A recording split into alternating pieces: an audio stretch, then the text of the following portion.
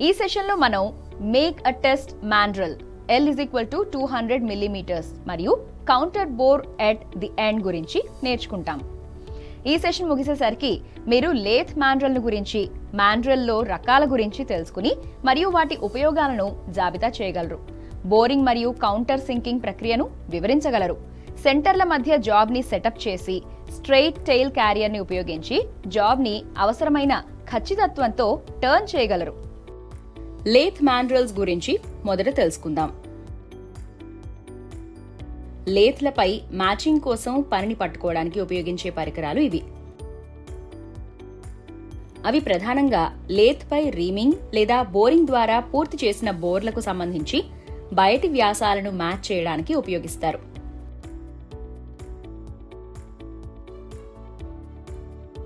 Standard solid మాండ్రల్ సాధారణంగా tool స్టీల్తో తయారు చేయబడింది. ఇది గట్టిపడి నిర్దిష్ట పరిమాణానికి గ్రైండ్ చేయబడింది, ఇంకా 1:2000 టేపర్తో గ్రైండ్ చేయబడుతుంది. ఇది వర్క్ పీస్లో బోర్ లేదా రీమ్ చేసిన రంధ్రంలోకి నొక్కబడుతుంది లేదా పంపబడుతుంది. తద్వారా ఇది లేత్పై అమర్చబడుతుంది. మాండ్రల్ యొక్క చివరలు టూల్ బాడీ కంటే చిన్నవిగా ఉంటాయి. లేత్ క్యారియర్ని బిగించడానికి వీలుగా ఒక ఫ్లాట్ భాగాన్ని కలిగి ఉంటుంది. ఇది ఖచ్చితత్వాన్ని సంరక్షించడమే కాక లేత్ క్యారియర్ బిగించినప్పుడు మాండ్రల్కు నష్టం జరగకుండా చేస్తుంది. ఈ మాండ్రల్స్ లో తయారు చేయబడిన కేంద్రాలు బి రకం, అంటే రక్షిత కేంద్రాలు. అటువంటి కేంద్రాల్లో పని భాగం లోతుగా ఉంటుంది. దానివల్ల అది వాడుకలో సులభంగా దెబ్బతినదు.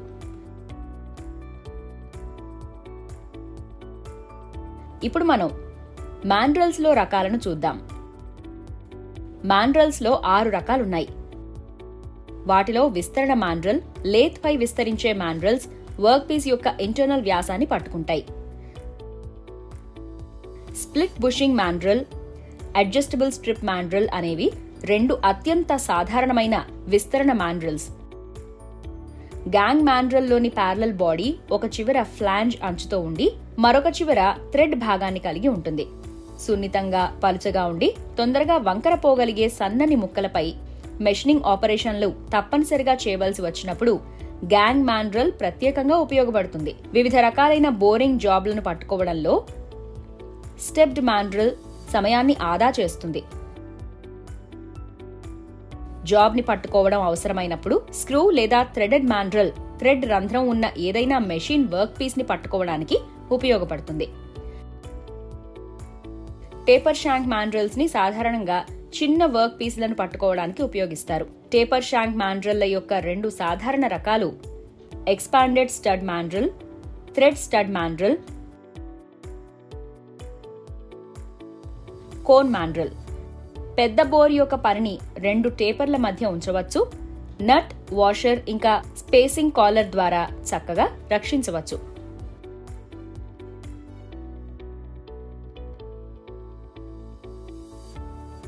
టెస్ట్ మాండ్రల్ తో లేత్ స్పిన్డిల్ యొక్క నిజమైన రన్నింగ్ ను ఎలా పరీక్షించాలో ఇప్పుడు చూద్దాం. స్పిన్డిల్ టేపర్ లో టెస్ట్ మాండ్రల్ యొక్క టేపర్ షాంక్ ని గుర్తించండి. క్యారేజ్ లో స్థిరంగా ఉన్న డయల్ గేజ్ ని పట్టుకోండి. దాని ఫ్రీ ఎండ్ కు సమీపంలో ఉన్న మాండ్రల్ కు దాని ప్లంజర్ ని అనుసంధానించి దాన్ని 0 స్థానానికి సెట్ చేయండి. డయల్ గేజ్ ప్లంజర్ ను పరీక్షించాల్సిన ఉపరితలంపై లంబ కోణంలో, అంటే రేడియల్ గా ఉండేలా పెట్టండి. మాండ్రల్ తో పాటు స్పిన్డిల్ ని చేతితో నెమ్మదిగా తిప్పండి. డయల్ గేజ్ యొక్క రీడింగ్ ని నోట్ చేయండి. డయల్ గేజ్ ని స్పిన్డిల్ నోస్ దగ్గరకు తీసుకురండి. చేతితో మాండ్రల్ తో పాటు స్పిన్డిల్ ను నెమ్మదిగా తిప్పండి, ఇంకా రీడింగ్ ని నోట్ చేయండి. స్పిన్డిల్ ని నెమ్మదిగా తిప్పుతూ డయల్ గేజ్ రీడింగులని తీసుకోండి. డయల్ రీడింగ్ యొక్క విక్షేపాన్ని, అంటే డిఫ్లెక్షన్ ని ధృవీకరించండి. పరీక్ష చార్ట్ తో విలువను సరిపోల్చండి. స్పిరిట్ లెవెల్ ను వాడి ఉపరితలానికి సమాంతరంగా ఉండేలా సర్దుబాటు చేయండి.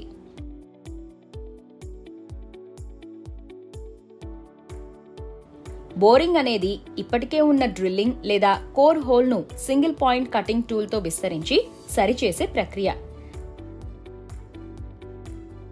డ్రిల్ పరిమాణం కంటే రంధ్రం విస్తరించడానికి పెద్ద డ్రిల్ అవసరం, ఎందుకంటే డ్రిల్స్ ప్రామాణిక పరిమాణాలలో మాత్రమే దొరుకుతాయి. రంధ్రం యొక్క ఏకాగ్రతను పొందడానికి, రంధ్రాన్ని ఖచ్చితంగా ఏర్పరచడానికి, ఉపరితలాన్ని మెరుగ్గా ముగించడానికి, డ్రిల్లింగ్ ద్వారా ఏర్పడిన లోపాన్ని తొలగించడానికి, ఇంకా రీమింగ్ ఆపరేషన్ని సులభతరం చేయడానికి. బోరింగ్ అనేది డ్రిల్డ్ లేదా కోడ్ రంధ్రాలపై చేసే ఇంటర్నల్ ఆపరేషన్. బోరింగ్ టూల్ యొక్క కటింగ్ ఎడ్జ్ ఎడమ చేతి ప్లెయిన్ టర్నింగ్ టూల్ కు సమానంగా ఉంటుంది, కానీ ఆపరేషన్ కుడి నుండి ఎడమకు జరుగుతుంది.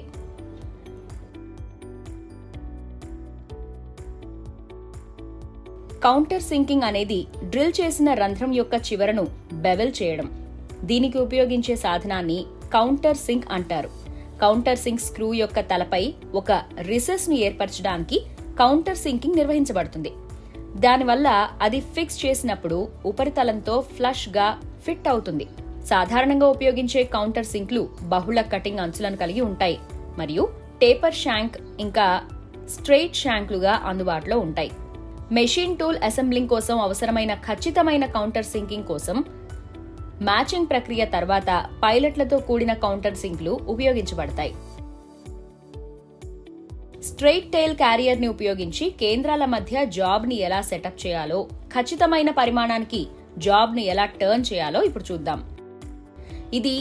దీనికోసం మీకు ముడి పదార్థం, స్వతంత్ర చక్, కటింగ్ టూల్, ఇండిపెండెంట్ చక్, స్ట్రెయిట్ టెయిల్ క్యారియర్, కొలిచే సాధనాలు, డ్రిల్ చక్ ఇంకా డ్రిల్ బిట్స్, గ్రీజ్ ఇంకా స్పానర్ సెట్ అవసరం. జాబ్ క్రమం క్రింది విధంగా ఉంటుంది. ముడి పదార్థం పరిమాణాన్ని తనిఖీ చేయండి. ఇండిపెండెంట్ చక్ తో జాబ్ ని పట్టుకోండి. ఉపరితల గేజ్ తో దాన్ని ట్రూగా సెట్ చేయండి. ఒక ఎండ్ కి ఎదురుగా ఫేసింగ్ టూల్ ని సెట్ చేసి జాబ్ ను మధ్యలో డ్రిల్ చేయండి. కౌంటర్ బోర్ 20 మిల్లీమీటర్ల నుండి 5 మిల్లీమీటర్ల లోతు వరకు చేయండి. తరువాత డ్రాయింగ్ ప్రకారం మళ్లీ మధ్యలో డ్రిల్ చేయండి. రివర్స్ చేసి మరలా ట్రూగా సెట్ చేసి అప్పుడు ఇండిపెండెంట్ చక్ తో జాబ్ ని పట్టుకుని ఫేస్ చేసి మొత్తం పొడవు 200 మిల్లీమీటర్ల మధ్య సెంటర్ లో డ్రిల్ జాబ్ ను నిర్వహించండి. కౌంటర్ బోర్ 20 మిల్లీమీటర్ల నుండి 5 మిల్లీమీటర్ల లోతు వరకు జాబ్ ను రీసెంటర్ చేసి డ్రిల్ చేయండి. లేత్ స్పిండిల్ నుండి చక్ ను విడదీయండి. స్పిండిల్ పై డ్రైవింగ్ ప్లేట్ ని అమర్చండి. లైవ్ సెంటర్ మరియు డెడ్ సెంటర్లను మౌంట్ చేయండి. 2 కేంద్రాల మధ్య లేత్ అమరికను తనిఖీ చేయండి. స్ట్రెయిట్ టెయిల్ క్యారియర్ సహాయంతో సెంటర్స్ మధ్య జాబ్ ని పట్టుకోండి. ఫిక్స్ చేయడానికి ముందు సెంటర్లో గ్రీజుని వాడండి. 1 మిల్లీమీటర్ ఇన్ ఫీడ్ తో జాబ్ ని గరిష్ట పొడవుకు మార్చండి. జాబ్ యొక్క స్థూపాకారాన్ని నిర్ధారించడానికి 2 చివరల వ్యాసాన్ని తనిఖీ చేయండి. అవసరమైతే జాబ్ ని మళ్లీ రీఅలైన్ చేయండి. మరొక 1 మిల్లీమీటర్ ఫీడ్ ని రెండవసారి తగ్గించడం ద్వారా కాంపోనెంట్ ని మళ్లీ 41 మిల్లీమీటర్లు తిప్పండి. టర్న్ ని దాని గరిష్ట పొడవుకు 40 మిల్లీమీటర్లు పెంచండి. 2/45 డిగ్రీలకు చాంఫర్ చేయండి. మధ్యలో జాబ్ ని రివర్స్ చేసి పట్టుకోండి. జాబ్ యొక్క మిగిలిన పొడవుకు 40 మిల్లీమీటర్లు తిప్పండి. మరలా 2/45 డిగ్రీలు చాంఫర్ చేయండి. డ్రాయింగ్ ప్రకారం పరిమాణాన్ని తనిఖీ చేయండి. Make a test manual L is equal to 200 millimetres మరియు counted bore at the end పై మనం ఈ సెషన్ ముగింపుకు చేరుకున్నాం. ఇప్పటికి మీరు లేత్ మాన్యువల్ ను తెలుసుకుని మాన్యువల్స్ లో రకాలు, వాటి ఉపయోగాలను జాబితా చేయాలి. బోరింగ్, కౌంటర్ సింకింగ్ ప్రక్రియను వివరించగలగాలి. సెంటర్ల మధ్య జాబ్ ను సెటప్ చేసి స్ట్రెయిట్ టెయిల్ క్యారియర్ ను ఉపయోగించి జాబ్ ను అవసరమైన ఖచ్చితత్వానికి టర్న్ చేయగలగాలి.